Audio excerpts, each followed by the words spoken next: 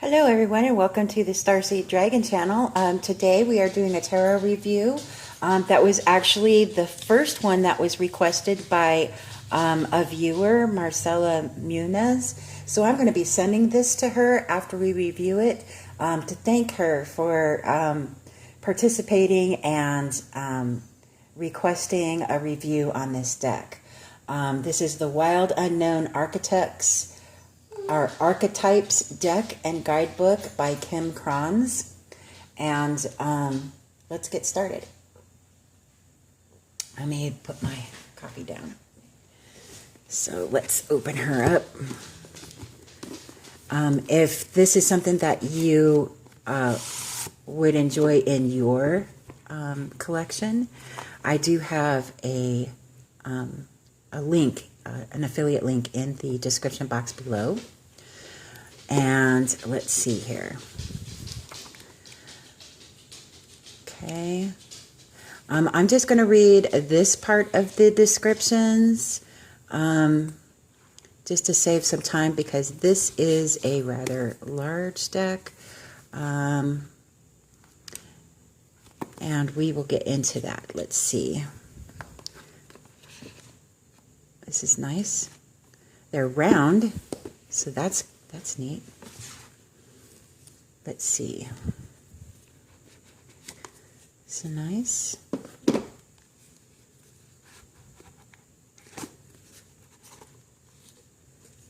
Nice, nice, nice. Oh, that's pretty. Okay. Okay.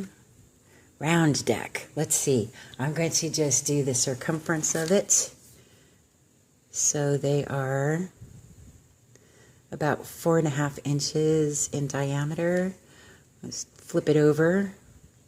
In centimeters, it's about 12 centimeters. Okay, let's get started on this. Let me just get a good close-up. That's too close. Let's see what the other side. So that's the back side. This is a matte finish. They're rather pliable, but they're thick. So that will be good. Let's see.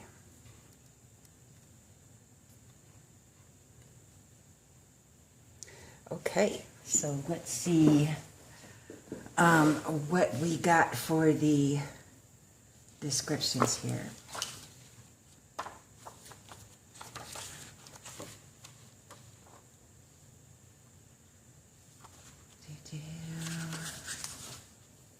See, we've got using the cards. Final thoughts. Okay, so this section is going to be the selves. Oops. The selves. And oops. I'm just knocking all kinds of things around today. And then the next section that we'll do in a different video is the places. And then the next section after that is the tools.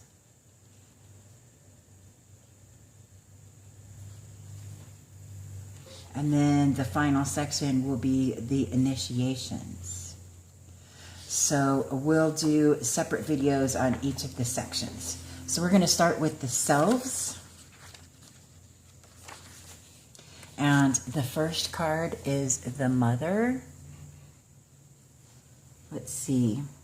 The Great Mother, the Feminine, the Source. We begin our archetypal story with the Mother's love. Through her sensual, fertile, and life-giving energy, all creation takes form.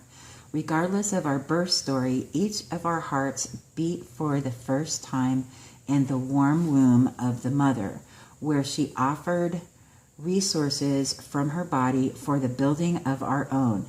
Yet her tale is not so simple, as the Mother, especially on the earthly plane, contains both light and dark aspects of the feminine.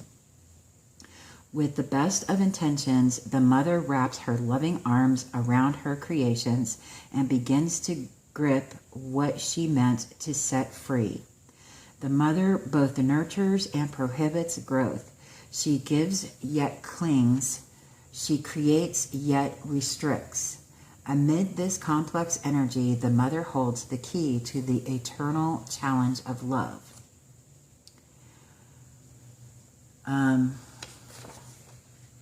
When light, I would assume the light would be upright, glowing, generative, creative, and nurturing.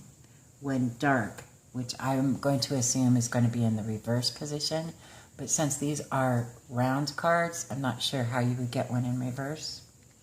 Dim, exhausted, controlling, and limiting. Interesting. Next up, number 2, the father. The father, the great father, the masculine, the protector. Alongside the mother, the father resides in the central axis of the archetypal family.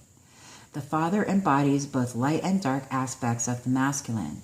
Thus, he is infinitely dynamic and complex. His energy is strong and regal, embodying such virtues as honesty, wisdom, and loyalty. Yet, ironically and simultaneously, the father is often absent, literally or emotionally. Through absence or action, the father eventually reveals that he is neither a king nor a god, but a human being with many flaws and wounds. He is both the guardian and one who leaves us to the wolves. Here, yet gone. The champion and the failure. The father can never resolve or escape this duality. It is inherent in the archetype itself. Witnessing the father's limitations allows the child to grow beyond the family and into the world. When light, supportive, strategic, regal, kind, authority. When dark, disappearing, disappointing, devastated by failures. Interesting. Next up. Okay, number 3. The starborn. The divine child, the star child, the destined. An elusive yet radiant aspect of the self. The starborn archetype points to the cosmic spark of light that arrives with each being at birth. The moment the newborn crowns, whether vaginally or surgically, the royal stars above are said to constellate in a unique shape that maps our path in the world. The idea of destiny is controversial, yet the starborn naturally feels a sense of destination and purpose, aiming itself toward a future that is beyond the mundane. When this card appears, travel back to your birth story for clues and insight. What did you desire when you were young? Practice seeing your life from a mythic point of view rather than as a series of logistics. Read the story of the 3 fates and envision yourself born under the stars with a unique destiny. When light, a light, trusting, vibrant, and aimed. When dark, feeling of misalignment, loss of longing. Okay, number 4. The eternal child. Ooh, that's a pretty card. The inner child, the child of joy. The eternal child is connected to the timeless, ageless, and infinite aspects of life. It is radiant and fearless and seeks joy above all else and at any cost. It struggles being bound to an aging body with physical limitations in a world that demands attention to detail and logistics. The eternal child wants to nix all rules and responsibilities and go beyond what others say is possible. It wants to return with plenty of friends to the land of the free, where divine wine and creativity pour from the earth and sky. We all want a sip from the well of eternal youth. and this makes the eternal child naturally popular, perhaps even famous. The eternal child glimmers. It reminds us of what is possible, what is magical about this precious life. When light, joyful, playful, accepts all and magic. When dark, addicted, selfish, adrift, burns out. Okay, number 5. The orphan. The wounded child, the abandoned, the beggar. To study the orphan is to study the deep and challenging energy of our time. We are ever more connected, yet face collective isolation. The refugee crisis haunts our planet. Children are separated from parents, and the earth begs for our attention. We are in a time of universal orphanage, of nature, of each other, of our own hearts. Take refuge in the fact that we all share this core wound and dilemma. It is normal to fear this card, as it haunts the caverns of the soul. When it appears, take time, real time, to be in the presence of the feelings this card stirs in you. Let it humble you. What are you starving for? What is the deepest gift you could imagine giving to others? What has been rejected is quite possibly what is most needed, dear one.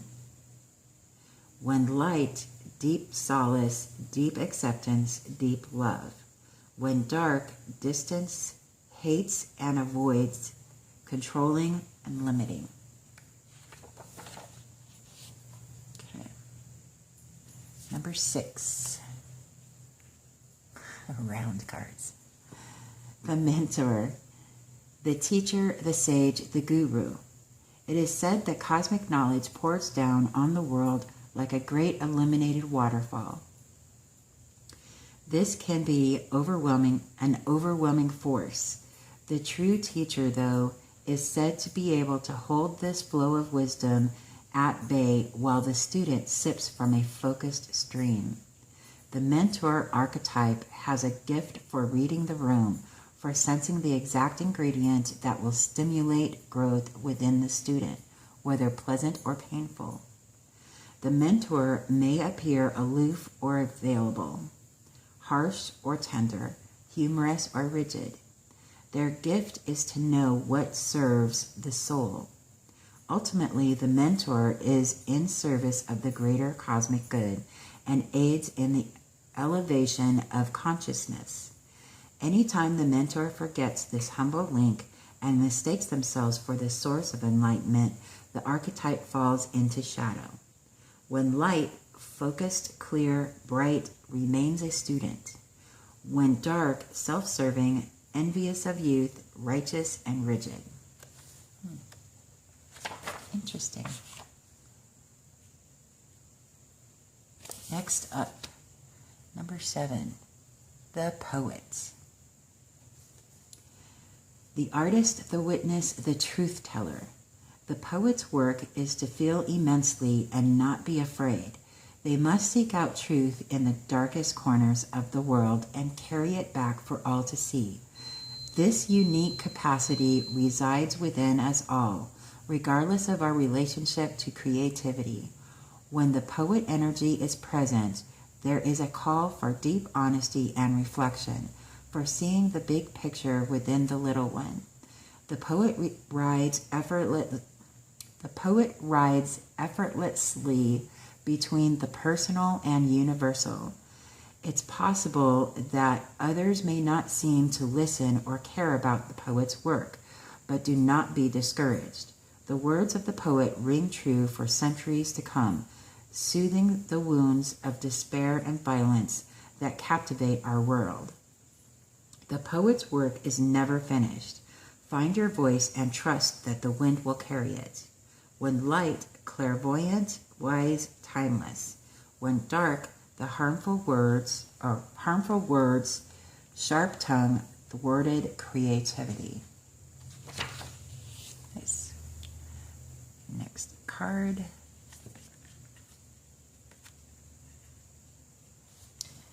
Next card is stuck together. Hold on. We're getting there. Okay, number 8.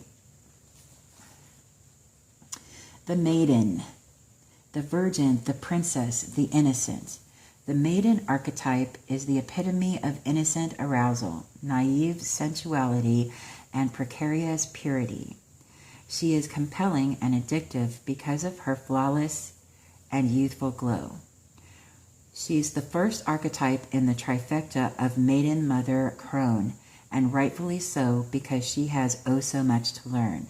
The maiden is perfectly positioned for trouble to come her way and subject her to a challenge that leads to the next phase of womanhood.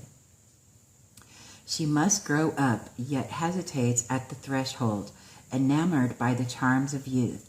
The maiden represents the side of us that is riveted and curious, drawn to shadowy forests, dark nights, and taking just one taste of poisonous fruit. Her magic is edgy and includes both shame and delight. Let yourself fall down the rabbit hole, young one. When light, curious, enchanting, sensual, full of vitality. When dark, pretends, projects, denies, and fantasizes. Next up, the Hunter. That's a pretty card. Okay. The seeker, the pursuer, the predator. The hunter hunts. They are on a precise mission with an aim. To return home empty-handed would be to fail, which is not an option in the hunter's eyes. This archetype will journey far and wide seeking the prize that calls to its heart or stomach. Tales of bravery and feats of strength often result, creating a life full of adventure. The hunter is skillful, quick, decisive, and results-oriented. Like the great hunting goddess Artemis, who carries her quiver upon her back, the hunter typically has a weapon of choice. When this card appears, it is critical that you ask 3 questions. What am I hunting? Why am I hunting it? Is the weapon I hold so tightly in my grip truly needed for the task at hand? When light, focused, energized, respectful, seasoned. When dark, irresponsible, violates, violent, poaching. Okay. Next up, the Warrior. Oh, look how pretty that card is. Sorry, these are round cards. Okay. Keep having to move them around. Let's see. The Warrior. The samurai, the soldier, the advocate. We often envision the warrior as an armored figure with sword in hand moving blindly towards battle. Yet the deeper aspects of this archetype bring us face to face with death itself. The warrior stands precariously at the edge of life and death, trusting the eternal to guide the sword's blade. The warrior's work requires presence, alignment, and purpose. If and when the warrior loses its center, meaningless confrontations and violence are their default response. When this card appears, it is important to question the battle at hand. It is likely a great one, with deep roots and long-standing tensions. The actions you take will stay with you long after the dust settles, so choose wisely, brave one. As you draw your sword, realign with the eternal wisdom within. Then surrender to the battle. When light, fierce clarity, purposeful action, resolve, resilience. When dark, threats, savagery, abandoning mission and values. Okay, next up. The Queen. That's a pretty card. Okay. The Empress, the Mother Queen, the Sovereign. Like her counterpart, the King, The queen has a dualistic nature. Either she presides over the realm with grace and eloquence that comes from the heavens to uplift the spirit of others, or she falls into petty, contemptuous moods, casting a shadow across the land. If the king is the ego, the queen is the expression of that ego in the world. She is the lotus's bloom, the dancer's bow, the moon's radiant reflection. When the queen is seated in her rightful and righteous place, she is patient and forgiving. She waits for the grace of God and Goddess to move through her, striving and grasping for nothing, to be the benevolent leader. To embody the queen is to settle into deep trust, resolve, and power. The royal queen fears nothing, for divinity itself cradles her heart. When light, the embodiment of grace, courage, resolve, and stillness. When dark, vain, wrathful, self-righteous, and demanding.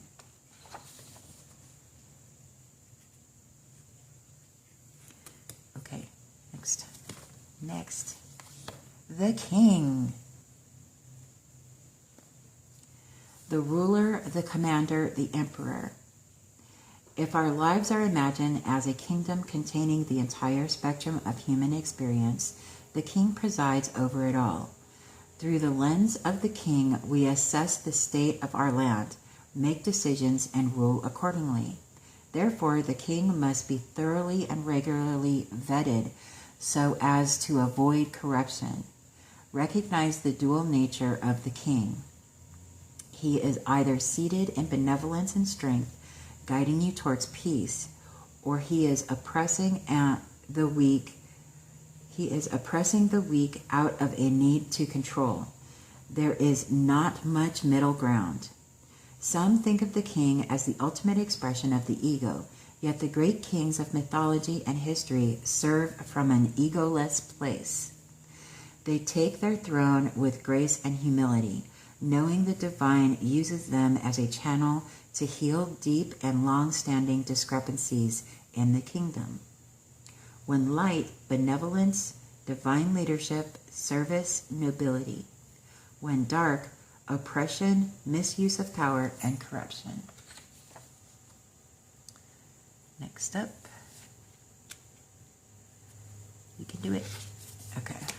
The Crone. The witch, the old woman, the sage. The crone has seen it all. Nothing frightens or surprises her.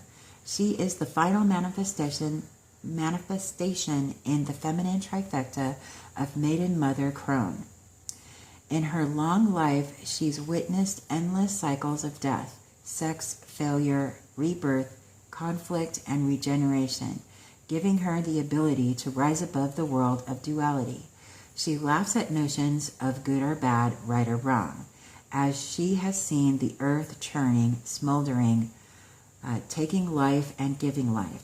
The crone energy accepts everything in, devouring beauty and suffering with the same mouth, using their energy to reveal hidden secrets and knowledge. Her energy resides in all of us, though it is feared by most for its power and unconventional relationship with death and the macabre. Awakening the crone is dangerously rich and unapologetically magic. When light, magic, clairvoyant, psychic, intuitive, and wise. When dark, vindictive, bitter, isolated, and ostracized. Next up, the judge. Okay, random cards. These are fun. What do you think? Okay. The judge, the critic, the diplomat, the advocate. The judge has an incredibly important job. They work every waking hour of every day, helping us discern what is safe, true, and just. When this archetype remains unconscious or is captivated by fear, wise discernment turns into painful judgment of self and other. Ironically, the judge's energy can be the seed of racism, bigotry, and fear-mongering. This is the judge out of balance, building walls separating from other. When this same discerning force is made conscious and healed, however, the judge may be found advocating for civil rights causes, standing up for the underdog, providing resources for those in need, and forgiving again and again. Love is the deciding factor. Awakening this archetype is essential for the complex times we are in. Get your judge in order. The world needs it. When light, discernment, advocacy, right action, compassion. When dark, critical, punishing, unforgiving, wall building. Good to know. Next up, you can do it. The shapeshifter. The trickster, the elusive, the formless. The shapeshifter has a love of theater, games, and trickery. Its energy appears as one thing, only to reveal a more complex story below the surface. The shapeshifter is within all of us to some degree. It is the side of ourselves that is slippery, non-committal, and experimental, and longs to dismiss the rules. We need its energy to adapt to the ever-changing landscape of our existence. When the shapeshifter card appears, it's important to imagine you are looking at life through a kaleidoscope rather than a single focus lens. At any moment, the scene may shift, revealing a more enchanting vision than you imagined. Be wary, though, as the allure of the kaleidoscope can leave you exhausted and yearning for solid ground. Dancing long-term with the shapeshifter requires a central pillar of integrity that links us back to our center.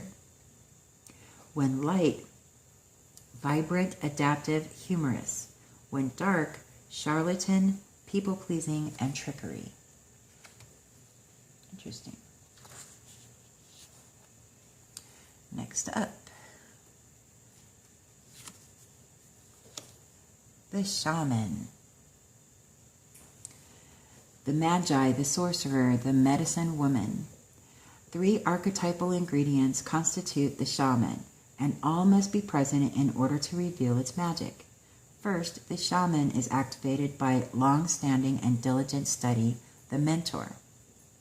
Second, the orientation is generously and accurately aimed toward the healing of the self, the other, and the culture, the healer.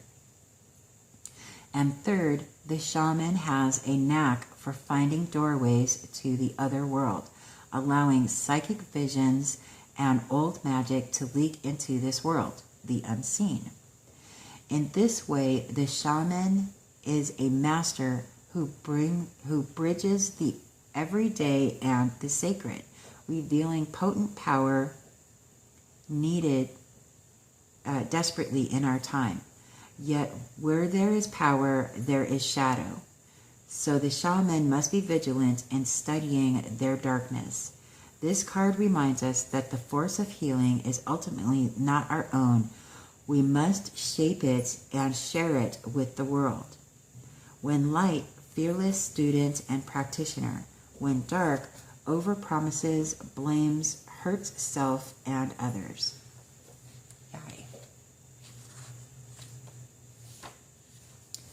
Okay, next card is, the Lover. Pretty. The heart, the beloved, the devoted. Pulsing through the heart of the lover is gratitude. The lover appreciates and experiences the world through the senses, reveling in beauty, song, art, music, sense, and sensuality. This energy awakens at the tip of our tongue when we taste the sweetness of honey, kiss a lover, or speak gentle words to a child. The lover lingers in foreplay, aroused not by the getting there, but by the slow merging of self and other. This energy is usually experienced for short periods of time, as in order to feel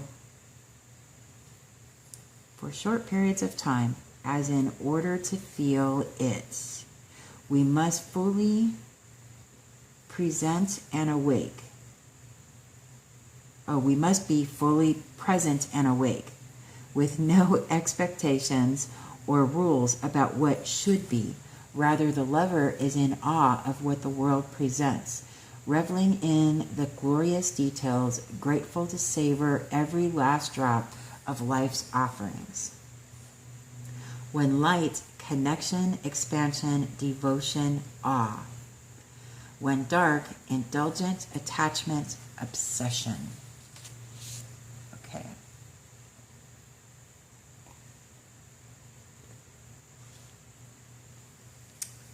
Next up. The Siren. The temptress, the seducer, the femme fatale. The siren calls and the world spins. What we thought we wanted pales in comparison to the sweet allure of her song. We find ourselves lost in a spell of desire and longing, perhaps even lust. Whether the thing calling to us is ultimately good or bad is somewhat irrelevant. It's the journey that matters, and the work of the siren is to take us on deep psychic descent. Following her song, we go down, down, down, to a place where lessons are learned and courage must be rallied to find our way back to dry land. Try as we might, resisting the call may not even be an option, unless, like Odious, we bind our hands to the mast of our ship. It's likely, though, that falling for her call is the only way we will come to live more fully on the surface. When light, awakened sensuality, absorption, arousal. When dark, wickedness, adultery, wreckage, betrayal, insatiability. I see. Next up, the animal. The beast, the wild one, the she-wolf. We are mammals. The hair on our chest and between our legs reminds us so. We try hard to deny our unrefined animalistic nature, yet through this archetype we tap into power and direction. Activating the animal within means reawakening our relationship to nature in the most broad and embodied sense. Drinking from waterfalls, roaring at the moon, opening eyes underwater, eating berries from the vine. The life force of our planet begs us to set down the devices, the constraints, and the social constructs, and remember the warm blood that pulses through our veins. The animal longs for breath, food, procreation, and physicality. It wants soil under our nails and starlight on our skin. If this all sounds terribly unsophisticated to you, take note that it is said that when Buddha became enlightened, he roared like a great lion. When light, vital, elemental, alive, dances. When dark, savagery, pent-up emotion, lashing out. Next up, the Pilgrim. The the wanderer, the traveler, the apprentice. For the pilgrim, an outward journey is always an inward journey. This archetypal wanderer seeks wisdom, experience, and meaning in the farthest reaches of the globe and the deepest regions of the spirit. Others will wander when the pilgrim will settle down and claim a more conventional life, but the pilgrim knows that the heart belongs in motion. Where there is motion, there is freedom, expansion, and growth. Responsibilities, social conventions, and logistics lull us to sleep, and soon the pilgrim becomes veiled in the slumber of the day-to-day. Yet when this archetype awakens, it rallies our sense of adventure and leads us out the door towards a new reality. With the pilgrim at our side, you will never lack courage, nor do you need every amenity. Travel light, travel soon. Your spirit needs it. When light, learns, grows, adapts, studies. When dark, aloof, non-committal, flaky. Next up. Okay. The mystic. The seeker, the light worker, the dreamer. The mystic is often misunderstood in our culture, depicted as a wandering or light-hearted daydreamer. Yet like Shiva, the true mystic plays a critical role in society, remaining fearlessly dedicated to the path of transformation. In order to save the earth from darkness, Shiva swallows the poison of the world and holds it in his throat, slowly transmuting the liquid into nectar. This is the work of the mystic. They do not fear darkness, but rather sit in the presence of it, harness the potential and latent energy behind it, and embed it with light.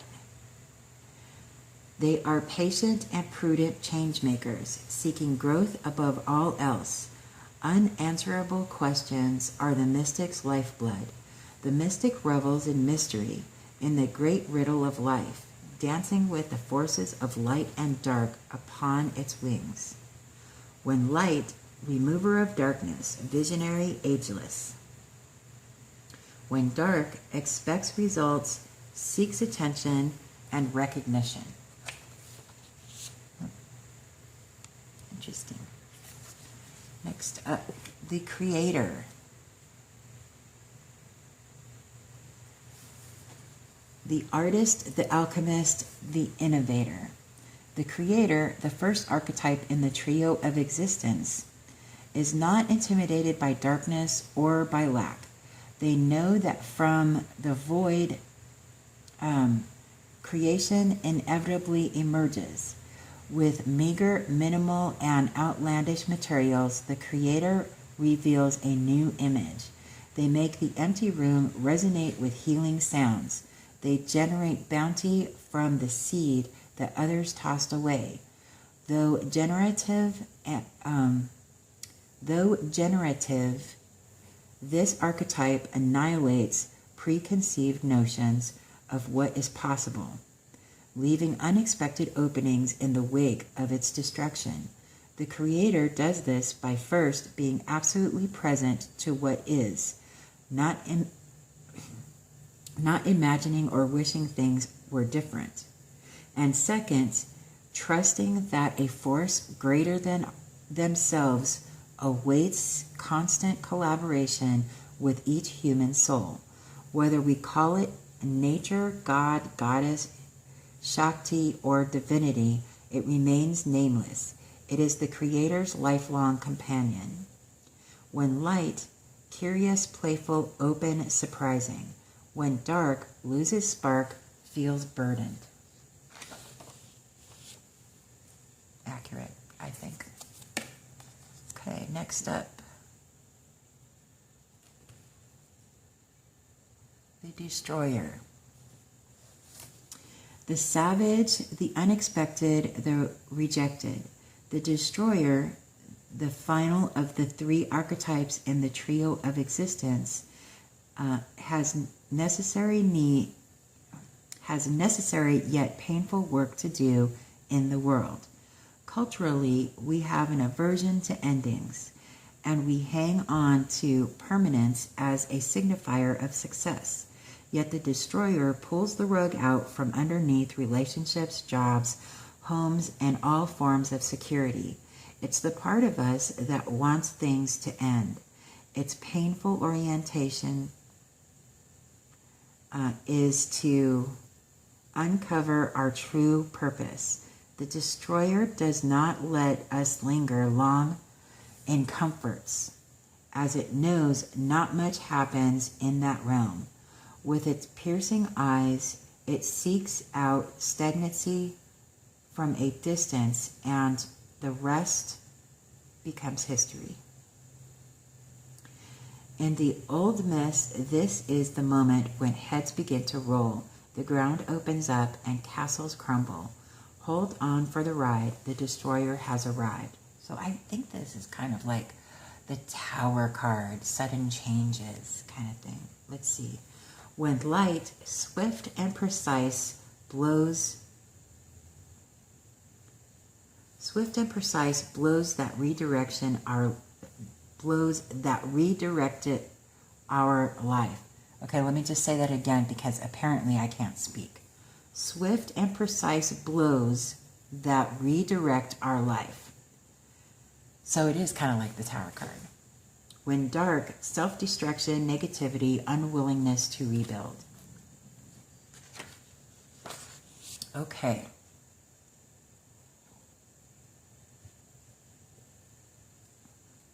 Let's see here. Next card.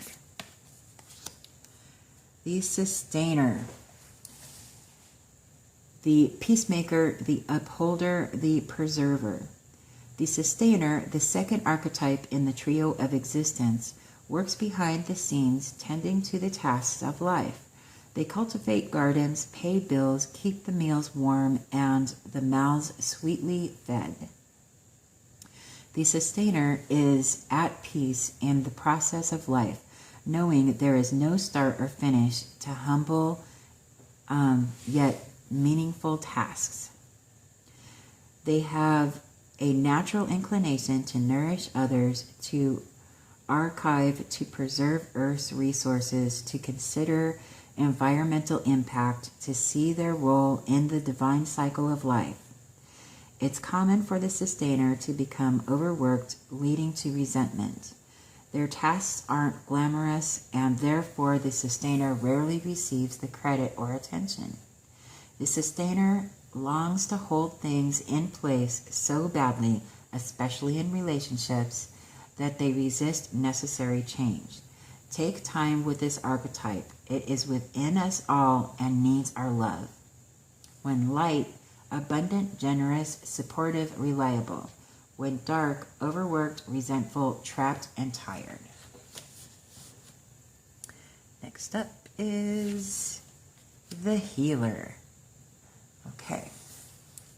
The light worker, the gifted, the old soul. Though some claim the work of the healer as their gift and name it as their dharma, the force of this archetype is within everyone. It is our natural inclination to remember, to return to, and to reclaim that central and eternal life force from which we so easily drift away.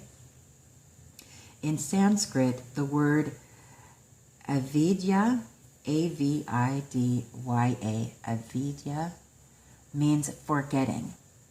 And it is said that this is the source of all suffering and dis-ease. The healer's mission then becomes to move through the comfort of forgetting, through the veils of ignorance and denial, to reveal the radiance that already exists.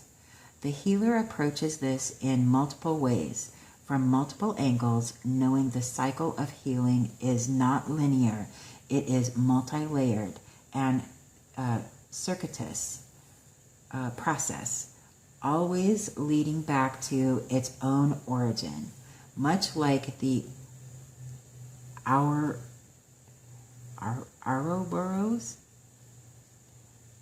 I don't know what that is. When light, self-contained, grateful, awake. When dark, tired, needy, forgetting its own practice. Interesting.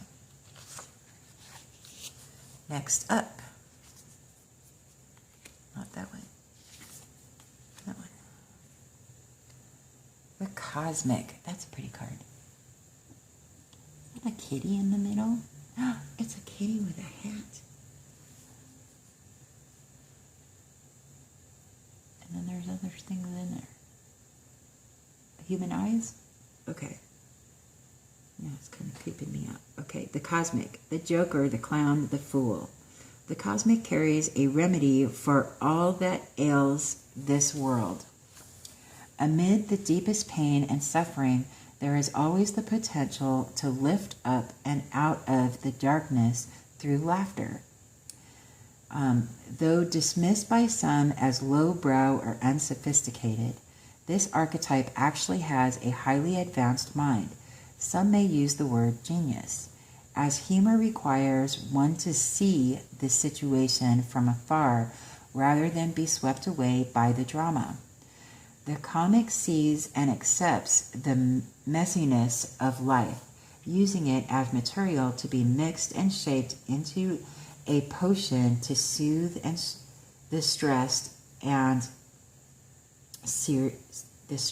and serious mind.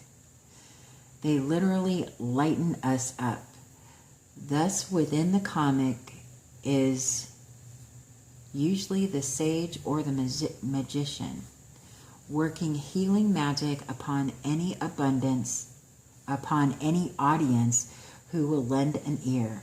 The comic may be the archetype that heals the deep division in our world, one pun at a time. When light, hilarious, ingenious, spirited, easygoing.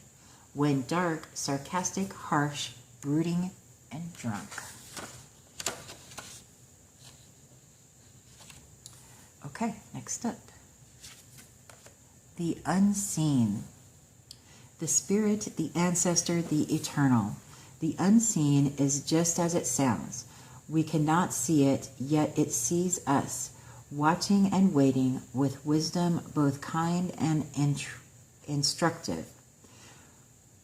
We feel this presence, sense it, intuit it.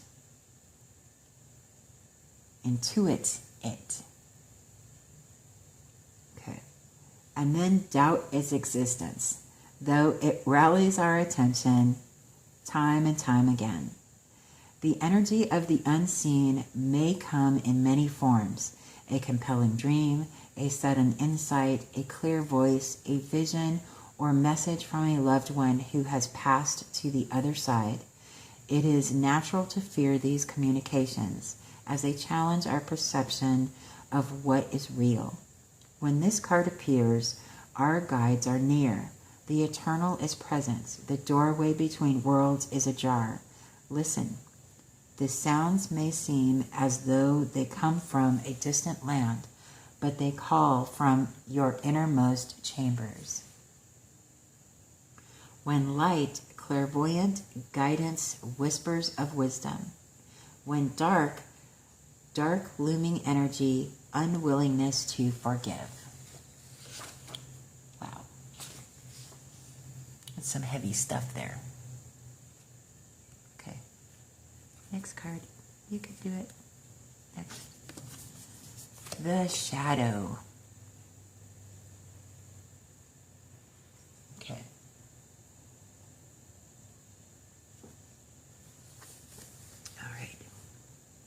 The shadow, the unspeakable, the unwelcome, the denied. Although every card in the archetypes deck has a shadow potential, this card asks us to delve into the qualities of the shadow itself. We often think that the shadow can be purified, illuminated, and made right through effort and achievement. However, it is typically the case that our lofty pursuit of ascension and perfection is the very source of shadow material itself. By rejecting parts of ourselves and the world, we begin to separate from the whole. Rather than getting to know the qualities and content of our shadow, we busy ourselves with avoiding its presence. This is denial. When this card appears, it is time to take inventory of those things you've been denying. When the mind responds with, no, anything but that, You are touching shadow. Find support for this deep inner work and move toward the shadow with patience and compassion. When light, revealing unconscious aspects of the self and world. When dark, denying unconscious aspects of self and world. Well, there we have it then. Need to pay attention, light and dark. Can't have one without the other, right? Next up is the self. The soul, the witness, the watcher. The self is the prism that allows the spectrum of our personalities to radiate. It does not judge, prohibit, suppress, or oppress any of its parts, as it lovingly knows that all aspects have a time and a place, and leads us to experience the full breadth of life's offerings. The self is the central abiding center, or abiding container, the awareness of the infinite universe of possibilities. When this card appears, it's a call to step back into witness consciousness, to observe yourself navigating the world. Ask yourself, am I the stew or am I the chef? In most situations, our ego draws us into the cauldron where we swirl, spin, and smolder in chaos. Yet the self is a grateful culinary dancer, watching, waiting, observing as the spectrum of ingredients become the flavor of our life. Look in the mirror for 30 seconds or more. Attempt to see the you behind the you. When light, witnessing, accepting new aspects of self. When dark, disjointed, fatigued, diffused energy and purpose. Interesting. Oh, Phyllis is dreaming. Oh, Phyllis is dreaming. Okay. Next up, the one. Non-duality, one love.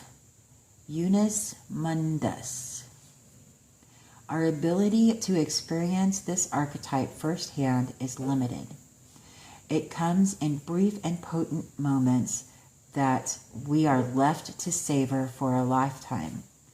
The one is both the energy that unites all living beings and our capacity to sense this intimate union. This archetype eludes us most of our lives, appearing as a concept in a distant galaxy. Yet when we are in the midst of its power, a solemn reverence falls across all the land. We glimpse ourselves in the vastness of all consciousness and are neither small nor large within that field. We are neither important nor unimportant. All duality fades away and we are left with what is, the precious knowing that life is a gift and we are both the giver and the receiver of this fortune. When light serves, loves, accepts, resonates. When dark ignores, omits, excludes. And that is the last card in the section of the selves. And the next video that we're going to do is on the places. So I'm going to stop here and we will see you in the next video and we'll go over the places section. I'll see you then. Bye.